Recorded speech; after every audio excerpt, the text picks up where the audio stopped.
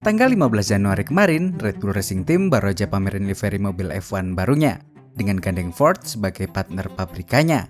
Tapi kenapa Ford ya? Kenapa nggak balikan aja sama Honda yang tahun ini juga balik ke F1 bareng Aston Martin? Emang seberapa jago sih Ford ini? Jangan-jangan Ford cuma numpang nama doang? Karena nama pabrikan resminya tetap Red Bull Ford Powertrains. Nama Ford kerasa kayak cuman diselipin doang gitu. Nah, daripada penasaran, yuk kita ulik bareng di Room 49. Buat yang udah lama ngikutin F1 pasti udah tahu kalau Ford itu bukan pemain baru. Ya, mereka udah nyebur ke kompetisi ini sejak tahun 1967, memasuk salah satu mesin tersukses di F1 yaitu Dual 4-valve atau yang sering disingkat jadi DFV. Mesin ini adalah hasil kolaborasi mereka dengan Cosworth Racing yang dibuat untuk mobil tim Lotus F1. Hasilnya nggak main-main. Di balapan debutnya aja, mobil bermesin DFV tim Lotus yang dikendarai oleh Jim Clark langsung jadi juara 1. Nggak sampai situ, di musim keduanya bersama Lotus, mesin garapan Ford dan Cosworth ini berhasil mengantarkan tim Lotus menjadi juara dunia konstruktor. Nggak cuma sekali, tapi 5 gelar juara dunia konstruktor sekaligus. Mulai pada tahun 1968, 70, 72, 73, dan 78. Kalau kalian masih ingat, gelar konstruktor itu adalah penghargaan untuk tim terbaik yang berhasil mengumpulkan poin terbanyak di akhir musim, yang menunjukkan keberhasilan mereka dalam membangun mobil yang performanya unggul. Selain tim Lotus, Ford juga memasuk mesin untuk tim lainnya, seperti Williams hingga McLaren. Dan sama seperti tim Lotus, mesin DFV garapannya berhasil nganterin tim-tim ini jadi juara konstruktor. Tahun 1969, mesin mereka nganterin tim Matra Internasional. Tahun 1971, mesin mereka nganterin tim Elf Tyrrell. Tahun 1974, giliran tim McLaren yang dianterin jadi juara dunia. Dan yang terakhir, tahun 1980 dan 81, mesin garapan Ford dan Cosworth ini nganterin tim F1 Williams buat jadi juara konstruktor. Kalau di total, sepanjang kiprahnya di F1, mesin DFV ini telah berhasil mengantarkan berbagai tim meraih 10 gelar juara dunia konstruktor, 13 gelar juara dunia pembalap, serta 174 kemenangan balapan. Tapi sayangnya, kejayaan ini harus berakhir di era awal 80-an, saat mesin turbo mulai digunakan oleh pabrikan besar seperti Ferrari, Renault, dan BMW. Bayangin aja, mesin DFV maksimal cuma bisa nyentuh 500 horsepower, sementara mesin turbo era awal 80-an udah bisa nyampai 750 horsepower hingga 850 horsepower. Bedanya 50% lebih. Tentu, ini angka yang sangat masif, apalagi buat balapan super kenceng kayak F1, yang selisih 0 sekian detik aja bisa ngaruh banget. Melihat kenyataan ini, Ford dan Cosworth pun akhirnya nggak mau kalah. Tahun 1986, mereka ngenalin mesin turbo V6 1,5 liternya. Mesinnya dipakai oleh beberapa tim kayak Benetton dan Lola. Tapi sayangnya mereka udah telat. Saat mesin turbo buatan pabrikan lain udah hampir sempurna, mesin turbo baru mereka ini masih memiliki banyak kendala yang harus diperbaiki. Dan yang lebih ironis, saat mesin mereka udah hampir sempurna, FIA justru melarang total mesin turbo ini di tahun 1989. Akibatnya, R&D ngebut mereka selama 3 tahun ini jadi sia-sia. Tapi di sisi lain, kita tahu sendiri kalau Ford punya track record yang mengesankan kalau bikin mesin non-turbo.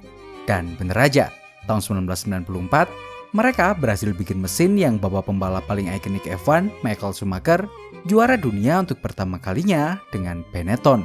Sayangnya, momen ini gagal dimaksimalkan oleh Ford. Setelah juara ini, Ford nggak bisa berbuat banyak. Bahkan setelah mereka mengakuisisi tim Stewart Grand Prix dan mengubah namanya menjadi Jaguar di tahun 1999. Justru pembelian ini bikin konsentrasi dan sumber daya Ford terpecah belah. Alih-alih bangkit, tim ini justru bikin kondisi Ford semakin tersiksa. Dan akhirnya harus rela menjual tim Jaguarnya dengan harga $1 ke Red Bull di akhir musim balapan 2004. Ya, jadi tim Red Bull yang sekarang ini ternyata dulunya bekas tim Jaguar milik Ford. Menarik ya, sekarang ternyata Ford lagi balikan sama tim yang dulu mereka jual. Tapi pertanyaan selanjutnya, kenapa Red Bull lebih milih Ford dan ninggalin Honda untuk tahun 2026 ini? Yuk kita bahas di chapter selanjutnya.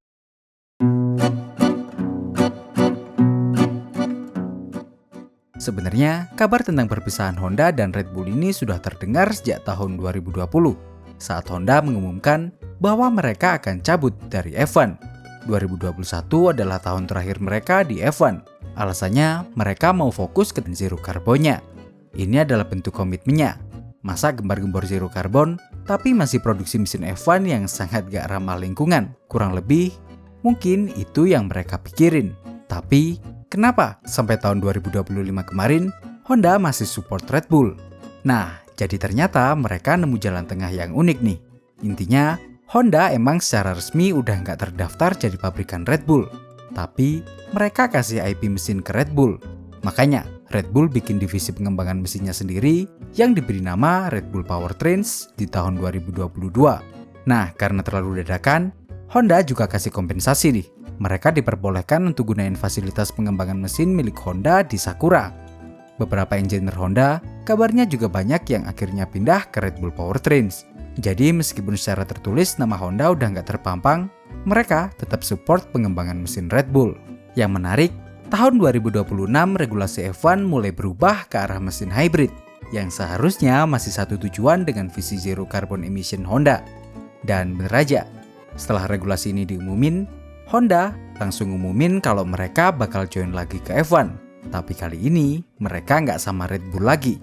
Mereka justru gandeng tim yang paling anti nepotisme, yaitu Aston Martin. Sementara Red Bull justru gandeng pabrikan yang dulu tim F1-nya mereka beli, yaitu Ford. Kenapa nggak balikan aja sih? Jadi ternyata kalau kata Presiden Honda Racing Corporation, Koji Watanabe, chance buat balikan dengan Red Bull itu kemungkinannya 0. Karena saat ini Red Bull udah independen. Mereka udah punya divisi pengembangan mesinnya sendiri, yaitu Red Bull Powertrains, yang udah ngembangin mesin buat regulasi barunya. Sebenarnya sempat ada obrolan tipis dengan Red Bull tentang kemungkinan balikan ini. Red Bull nawarin kayak, gimana kalau mesin utamanya kita yang buat, dan Honda yang ngurusin electrical parts-nya aja. Tapi Honda nggak mau. Mereka mau kendali penuh buat ngembangin mesinnya. Karena mereka menganggap, kalau pisah-pisah gini, hasilnya bakal nggak maksimal. Nah, karena itulah, akhirnya Honda pilih gandeng Aston Martin di tahun 2026, dan Red Bull gandeng Ford. Lalu, kenapa Ford? Emang gimana sih detail kerjasama ini? Jangan-jangan Ford cuma numpang nama doang? Kan namanya cuma kayak diselipin doang, jadi Red Bull Ford Powertrains. Daripada penasaran, yuk kita bahas di chapter selanjutnya.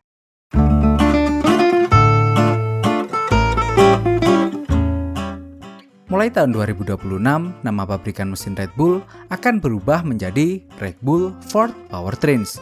Meskipun terkesan cuma numpang nama yang diselipin, dalam kerjasamanya dengan Red Bull Powertrains, Ford punya peran penting. Mereka berperan sebagai mitra teknis strategis. Ford terlibat langsung dalam pengembangan power unit F1 era regulasi 2026, terutama di area yang krusial seperti teknologi motor listrik, sistem baterai, perangkat lunak kontrol, serta integrasi powertrain hybrid. Intinya, keahlian Ford di bidang elektrifikasi dan software melengkapi Red Bull Powertrains yang fokus pada pengembangan mesin pembakaran internal dan operasional balap. Lalu, kenapa Ford? Kenapa nggak pabrikan lain aja? Kan juga banyak tuh yang udah jago elektrifikasi. Kalau menurutku nih, ada 3 faktor utama yang bikin Red Bull akhirnya mutusin buat gandeng Ford. Pertama, Ford punya sejarah sukses panjang di F1. Ya, seperti yang udah kita bahas di chapter 1 tadi, Ford ini bukan pemain baru. Mereka udah berpengalaman bikin mesin F1 yang mendominasi ajang ini. Sepanjang kiprahnya di Formula One, mesin DFI buatannya ini telah berhasil mengantarkan berbagai tim meraih 10 gelar juara dunia konstruktor, 13 juara dunia pembalap, serta 174 kemenangan balapan. Nggak semua pabrikan bisa melakukan ini. Kedua, karena Ford punya mimpi besar jadi pemimpin revolusi EV dunia. Ya, regulasi F1 2026 yang semakin mengandalkan sistem hybrid dan elektrifikasi sejalan dengan ambisi Ford untuk memimpin revolusi EV. Dengan kesuksesannya jadi brand EV terbesar nomor 2 di US, Ford bisa mengisi kekosongan Red Bull Powertrains di sektor elektrikal. Setelah pembicaraan kerjasamanya dengan Honda, kandas. Bagi Ford, F1 menjadi panggung ideal untuk mendemonstrasikan ambisi mereka sebagai pemimpin teknologi EV dan elektrifikasi global. Sementara bagi Red Bull, Ford adalah solusi untuk mengisi celah teknis tanpa harus menyerahkan kendali penuh. Ketiga adalah faktor kebebasan.